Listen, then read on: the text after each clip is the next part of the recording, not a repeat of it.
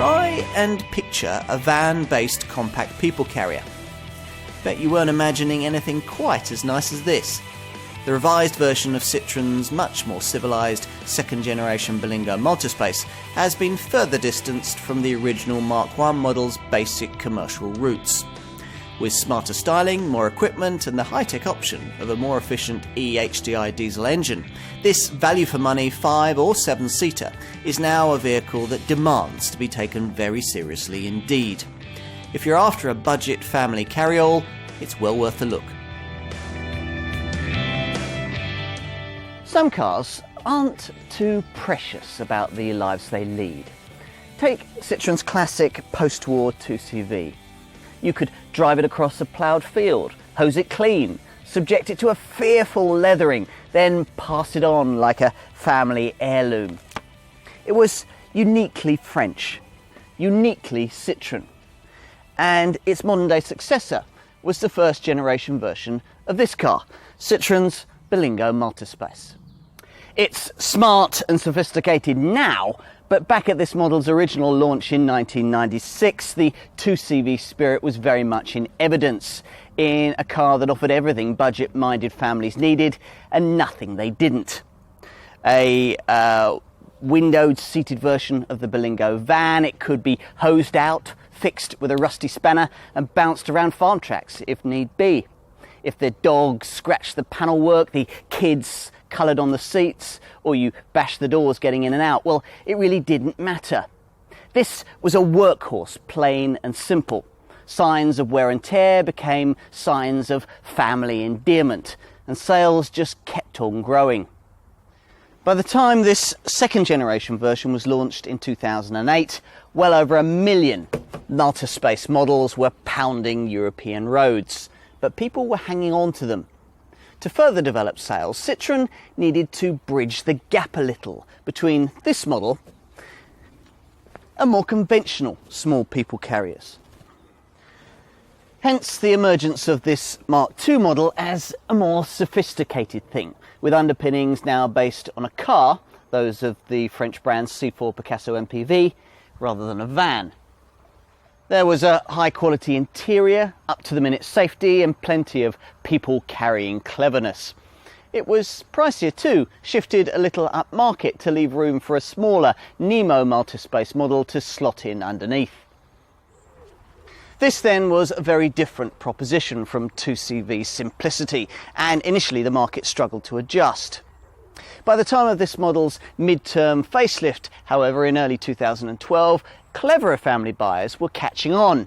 This, after all, was a super practical 5 or 7-seat MPV at a saving of between £3,000 and £5,000 on more conventional compact people carriers.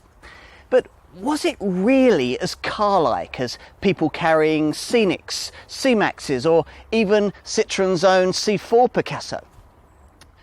The significant package of updates applied to this improved Multispace model set out to answer that particular question once and for all, adding micro-hybrid technology for lower running costs, even more clever equipment, and a smarter look.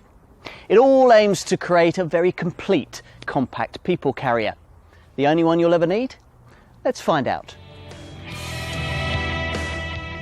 If you've yet to sample one of the second generation models, then you'll probably be pleasantly surprised by how this Berlingo Multispace drives. The old bump, thump and reverberations that characterised the original version of this car have well and truly gone. I know it's a bit of a cliche when describing this kind of MPV, but there's a lot of truth in characterising this boxy Citroen as being car-like. There's certainly none of the tippy feeling that characterised the first generation version of this design, helped in no small part by beefier anti-roll bars. And a much improved suspension setup, which in turn has made possible the kind of ride quality you'd like to expect from a Citroen. In other words, absorbent and very well tuned for our terrible roads. It's an important thing to consider because I reckon that apart from, say, safety and practicality, ride quality needs to be one of your most important criteria in choosing an MPV style vehicle. If it's too firm, then you'll never get the kids off to sleep on a long journey. If it's too soft, then they'll get car sick. Now, the Berlingo Multispace strikes a good balance in this respect. A little softer than you might think in compression and rebound, in other words, over the bumps, but a little firmer than you might expect in roll, in other words, around the corners. Refinement, as you'd expect, is leagues ahead of the first generation model, but that of course shouldn't be today's benchmark. Now, how does it actually compare to a more car-like MPV, like say Renault Scenic or Citroen's own C4 Picasso? Not too badly, I'd suggest. Of course, there's more interior space with this Berlingo, so you get a bit more sound reverberating off the walls, but engine noise, tyre rumble and wind roar have all been kept to manageable levels, which is just as well, for these small differences make a big impact on how fresh you'll feel at the end of a long journey. Your stoppers are 4 disc brakes with anti-lock, electronic brake force distribution, emergency brake assist, and a system that flashes the hazard warning lights when you really plant your foot on the middle pedal. In other words, you're more than covered. Engine-wise, you get a 1.6 litre petrol unit at the bottom of the range, but from then on it's diesel all the way. Citroen's trusty 1.6 litre HDI is offered in either 75, 90 or 115 brake horsepower states of tune. Now, to be frank, the 1.6 litre petrol only really makes sense for low mileage users. On longer trips, the extra torque, the extra pulling power that you get with the HDI diesel really tells. You get 40% more even with the feeblest diesel. The HDI 75 variant is respectably quick for this kind of car, making rest to 60 in around 14 seconds. But even so, almost all buyers opt for this engine in pokier 90 brake horsepower form. Now, the HDI 90 model is interesting insofar as it comes with either the expected 5-speed manual gearbox, or you can opt for the rather more exotic 6-speed robotized EGS automatic transmission, should you choose the frugal eHDI model. Now, the EGS system takes a little bit of practice to drive smoothly, but it does return a much better set of fuel and CO2 figures. And if you habitually drive in traffic, well, your left foot does deserve a bit of a rest. The EGS system even gives you steering wheel mounted paddle shifters, though I doubt whether you'll ever feel like a Formula 1 driver at any point.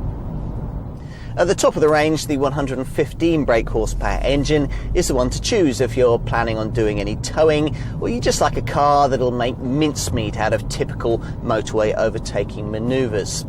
It surges through the rev range on a plump wave of torque that'll see you getting from rest to 60 in a smidgen over 12 seconds on the way to a still rather modest top speed of 107 miles an hour. But then this Berlingo does have quite a frontal area to present to the Airstream. Other things to note, well, the manual gearbox doesn't like to be hurried with a rather long throw, but then this isn't any sort of sports car. More importantly, all-round visibility is very good, with particular credit going to the enormous mirrors. Along with a relatively tight turning circle and the vast glass area, it all makes this a much easier car to drive in town than you might expect. Beyond the city limits, this top XTR model should fit in quite well with all the 4x4s on the school run, thanks to SUV-like trimming that isn't all for show. True, this model doesn't have four-wheel drive, but it can make better use of its front-driven traction in slippery conditions thanks to an optional grip control system borrowed from Peugeot's 3008 crossover model. Now, packaged with, unfortunately optional, Esp Stability Control, the rotary controller that operates this on the dash here enables you to either activate or disable the ESP, and it gives you a choice of 3 different settings that will more easily enable you to power your way through either snow, mud or sandy conditions. Now, true, it won't be much good to you in the Serengeti, but a combination of the extra grip that this system will give you and the XTR model's slightly increased ride height should enable you to comfortably deal with muddy car parks or icy mornings. The transition from utilitarian boxiness to a semblance of sweeping style was smartly accomplished by the second generation Berlingo Multispace in 2008. The more recent package of facelift changes are merely the icing on the cake, intended, say Citroen, to give the designer stronger personality. So there's a wider grille and redesigned headlights, with the indicators moved to the side and accented by a blue segment running top to bottom. There are static cornering lights integrated into the fog lights, and plusher variants like this one get avant-garde LED daytime running lights too. There are even more aerodynamic door mirrors supposed to reduce fuel consumption and CO2. Details, you see, count. But it's inside that the contrast between this modern multispace and the utilitarian original is most marked. Spartan white clean black plastic is replaced in top second generation variants like this one by smart design soft touch plastics and enough high tech to satisfy the most demanding modern family. Everything from MyWay satellite navigation to a USB and Bluetooth enabled connecting box that works in with the stereo. There's even a Modu-top roof as an option, apparently inspired by aviation, incorporating a whole range of overhead storage compartments and even interior roof bars for storing your snowboard. It also includes an air freshener system built into the vents that spreads a subtly scented atmosphere around the cabin. Talking of storage, there are cubbies and storage bins absolutely everywhere around this Berlingo, though some, like this useful overhead shelf, are only to be found on the options list or on plusher variants like this one. A few of the hideaways I've only just located myself after a few days with this car. Without recourse to the owner's manual, I think I could have owned this Citroen for 3 years and never found the secondary storage panel here just behind the instrument binnacle. It makes up for the fact that space in the conventional glove box is so restricted. That steering wheel betrays a few commercial origins by being a little more upright in stance than is strictly car-like, but at least it adjusts for both reach and rake. And you've got a driving position that really is very comfortable as long as you've got a version with a height adjustable driver's seat. All the controls are clearly marked and fall neatly to hand, especially the gear lever that sprouts nicely into your palm from its position on the dash. And I love this extra mirror fitted to plusher versions that enables you to more easily see what your little horrors are getting up to behind as you drive. As before, standard Berlingo Multispace variants are 5-seat models only. The rear cabin accessible by a pair of sliding side doors that will stop your offspring from resculpting the panel work of adjacent cars when they leap out into a crowded car park. Now opt for the mid-spec VTR trim level and you can carry more of them thanks to an extra cost family pack that gives you a pair of fold-out and removable rear seats that slot into the rear luggage compartment here, though these really are only intended for smaller folk. And unless you choose the pricey top spec XTR variant that I'm trying here, then you'll also have to find a bit more for the 3 individual tilting, folding and removable rear seats that I've got here that really, for me, complete the multispace experience. You can recline them backwards for greater comfort on longer journeys, and if there are only 2 of you, you can fold the centre one down to create an instant picnic table, complete with integral cup holders. Now, unfortunately, base multispace models get none of this cleverness, having to make do with an ordinary fixed conventional split folding rear bench seat. Either way, rear seat passengers are pretty well looked after, especially when it comes to headroom levels high enough to allow for the carriage of the most elaborate headgear. With these 3 individual rear seats fitted, this becomes one of the few sub £20,000 cars in which 3 adults can be comfortably accommodated over long distances in really good comfort.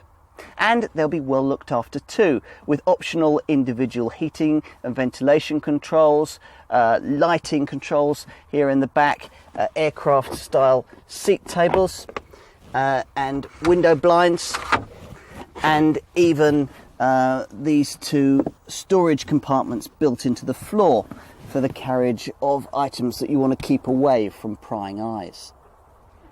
As for luggage space, well, provided you haven't filled it with the extra 6th and 7th seats occupied by passengers, then the cargo area is vast, though not that easy to access. To do so, you've to raise this huge heavy tailgate, which may be difficult to do if you're in a restricted space. It all makes the extra cost option of a separately opening rear tailgate glass section well worth ticking the box for, though unfortunately it's limited only to pricey models. This will enable you to more easily throw in things like sports bags and shopping bags. Now, once inside, pricey models with the Modutop also get the option of a 50-litre roof compartment that falls down from the roof here and enables you to put in smaller items like tennis rackets. But what of the luggage bay itself? Well, with the rear parcel shelf in place, you've got a total of 675 litres, or 1,350 litres if you load to the roof. If that's not enough, then you can fold the second row chairs in half or push them forward, or even if you're strong enough at back and you've a garage to store the things in, remove the chairs completely to release a cargo capacity of up to 3,000 litres that will enable your Multispace to swallow up to 4 washing machines. And try doing that in a Zafira, a Scenic or a C-Max. Let's face it, cash-strapped families don't want to spend too much on the car that'll move them about. The good news with this Berlingo Multispace is that they won't have to. Prices range in the £13,000 to £17,000 bracket, and to put that into some kind of perspective for you, that's about £5,000 less than you'd pay for a conventional 5-seat mini MPV like Ford's C-Max, Renault's Scenic, or indeed Citroen's own C4 Picasso. If you still think that's too much, then for around £1,500 less than a bottom-end diesel Berlingo, Citroen can offer you its smaller Nemo Multispace. But I think you'll want to pay the extra to get this Berlingo's extra practicality. There are a few caveats though. It's no good buying the entry-level petrol VT variant, then expecting to find all of the flexibility that makes this Multispace really what it is.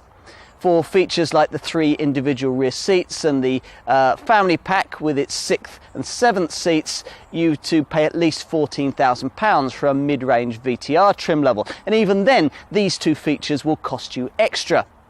Now at this level, most buyers will want the 90 brake horsepower version of the HDI diesel engine, and if you go for that, for a premium of around £900 more, you can get Citroen's clever e-HDI technology, which comes complete with an EGS automatic gearbox.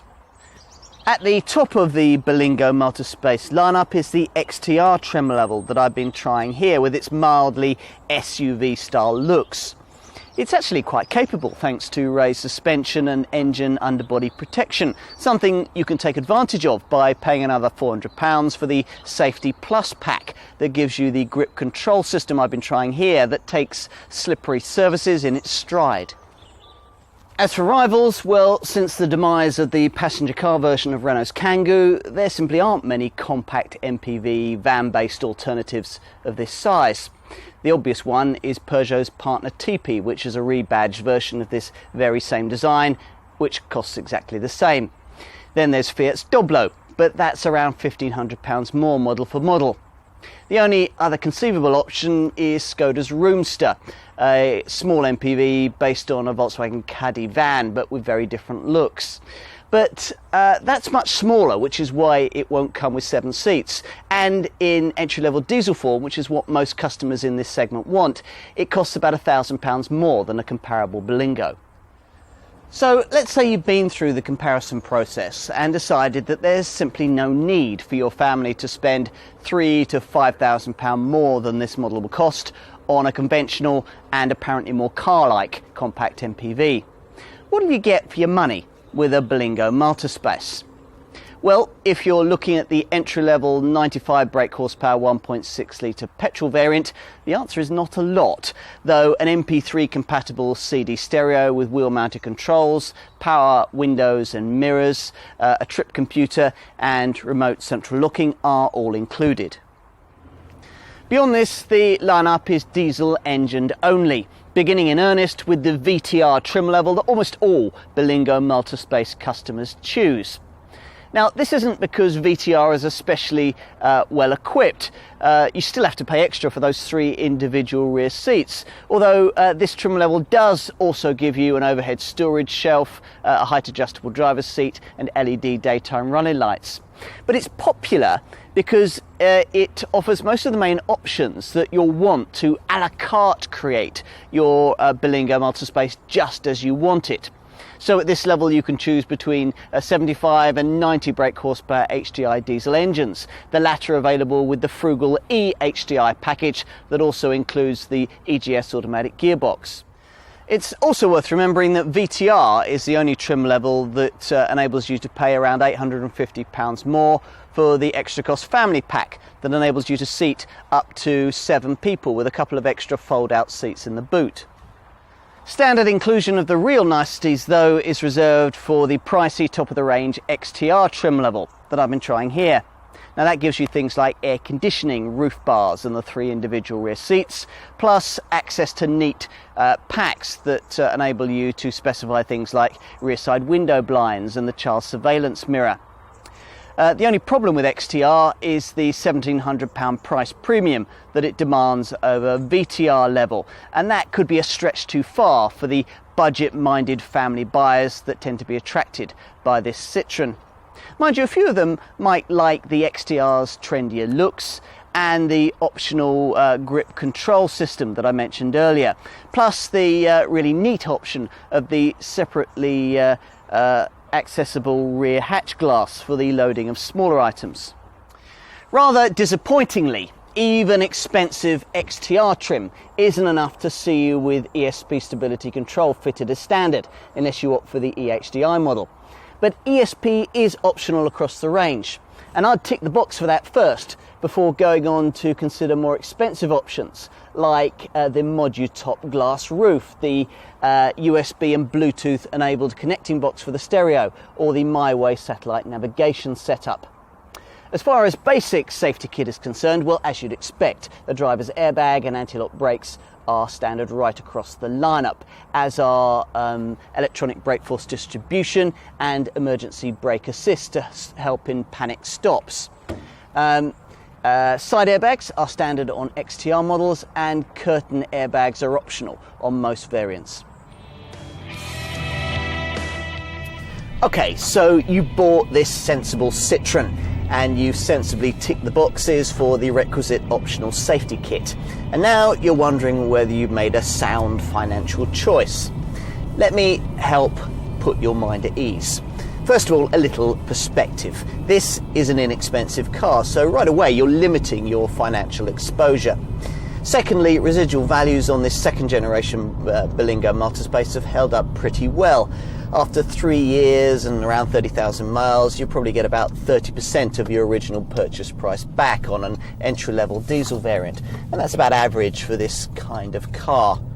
Day-to-day running costs have been kept well in check, but they're not shown in the best light by the entry-level petrol model, which manages an unremarkable 155 grams per kilometre of CO2 and a combined cycle fuel return of 42 miles to the gallon. Most, though, will want a diesel, where the news is much better.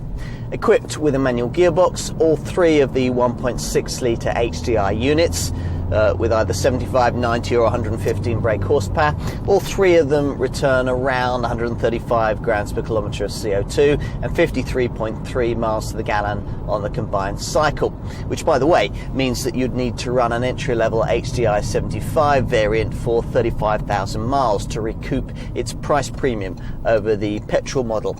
But of course there are other reasons for choosing diesel. For a start, the lower CO2 emission means that you'll be a couple of bands lower in terms of VED taxation. Plus, the retained value of a diesel will be about 7% better than it will be on the petrol model.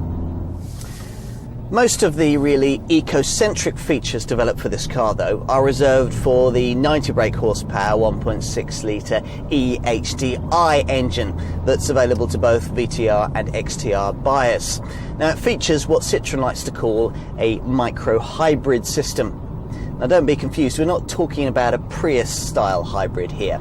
Instead, the terminology refers to a 5-volt supercapacitor, which stores electric power and, along with a reversible alternator, helps the car's ordinary battery restart the engine when the standard start-stop system cuts it when not needed in traffic or when you're waiting at the lights.